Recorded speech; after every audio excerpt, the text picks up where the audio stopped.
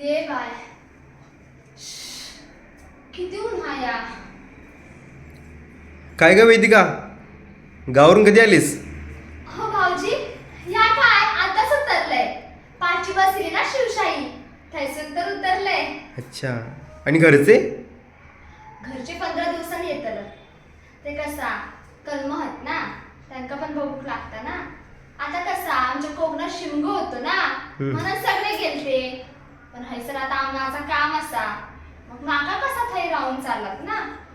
तुमका सांगते भाऊजी, एकदा कोकणात येऊन बघाच. आमच्या कोकणातलं शिमगो म्हणजे तुमचं भाग्यच.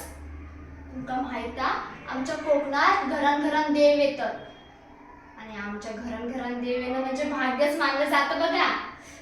अच्छा. बाकी तुमचं कसं चाललंय? आमचं चाललंय बरं. पण मला सांगा, तुम्हाला सुट्टी कशी दिली? कशी दिली म्हणजे शिरा पडली त्या बॉसच्या तोंडावर, ना देतात तर त्याला चपलीत फटके दिलं असतंय. होय तर तुमका सांगतोय, जॉब सोडून लागलो असतो तरी चाललं असतं, पण आमचं शिमगो म्हणजे पहिलो मान असा. चांगलं आहे बाबा तुमचं. आम्हाला तर सुट्टी पण मिळत नाही.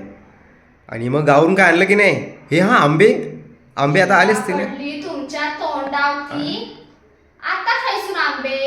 होय तर भाऊजी, वायस धीर धरा. तुमका 2 महिन्यात आंबे, काजू, फणस सगळं तुमच्या घरात पोचतलं बघा. नक्की द्या आम्हाला. हो तर पैसे पण दिला म्हणजे झाला. हा. फुकट वाटून काही इतर बापाशी पेन नाही.